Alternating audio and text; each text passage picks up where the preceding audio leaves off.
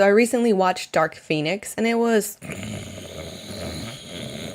Dark Phoenix is the last installment in this recent X-Men franchise, and it was supposed to go out with a bang, but instead it just sizzled and died quietly. Dark Phoenix tells the story of the comic book's Dark Phoenix saga, where Jean Grey encounters this cosmic force that is absorbed into her body and she becomes one of the most powerful mutants of all. It's supposed to be this constant psychological struggle for the character, where she can't control this new power, a rage and a violence that's within her, and trying to figure out if it's coming from her at all, or if it's just the complete influence of this force. You would think that's an interesting premise enough to make an incredible movie, but no, they didn't. When you come out of this movie thinking that The Last Stand was actually a better movie, you know somebody f***ed up. But what was really wrong with it? Let's just start with the main character, Jean Grey. She was just boring. It felt a lot like things just happened to her as opposed to her acting and having responsibility for any of her actions. And sure, she's supposed to be possessed by this strange cosmic force, but even in that sort of crazy environment, I don't feel her as a character.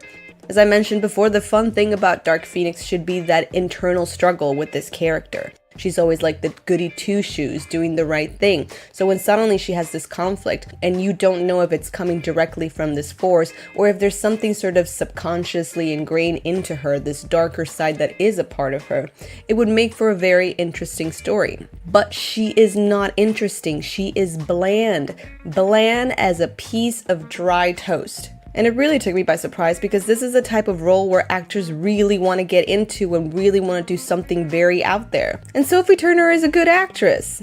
I mean, right? But all the fault doesn't lie on Sophie Turner alone. It happened with almost every actor in this movie. There were certain moments in the film where you felt an emotional scene coming or the tensions rising and you were getting nothing from the actors. It was like everybody forgot how to emote. And so if the actors are not feeling it, you're definitely not feeling it. It honestly felt like everybody was just done with this franchise, like they couldn't just wait to cash their check and say goodbye to this forever. There was like such minimal effort to understand the source material, to try and get into these scenes, to try to make something interesting. And the writing felt really forced as well. It felt like they needed to get us from point A to point B, but forgot all the things in the middle that would make it an organic transition for each character. And this happened a lot with Jean Grey. Yes, she's supposed to sort of lose control and go crazy every now and then, and that's understandable.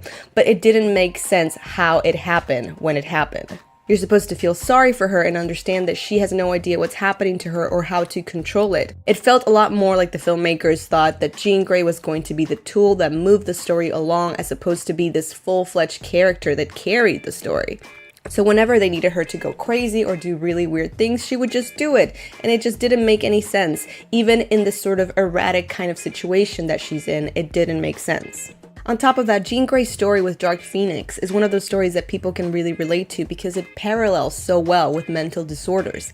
This idea that you can't control your mind, that you might end up hurting people, that you don't feel like yourself, is something that a lot of people can relate to. Not to mention the hopeful meaning at the end where you transform and become better, not necessarily in spite of this thing, but because you were able to control it or make it a part of you. It's a very powerful message. It's a really intriguing story, and they just decided to ignore all of that, all the subtext, all the meanings, and just make a movie that is one note and forgettable. One of the best reasons to watch an X-Men movie, it's the combination of the characters' internal psychological struggle. This idea of us and them, how marginalized we are, how different we are, but how we still need to help those who mistreat us. And combine it with some good old action comic book fun. But this movie has neither of those things. The action scenes are sloppy. They're terrible to look at. They're horrible in organization and choreography. And the CGI was garbage. Except for Nightcrawler. I still think Nightcrawler is one of the coolest things ever invented.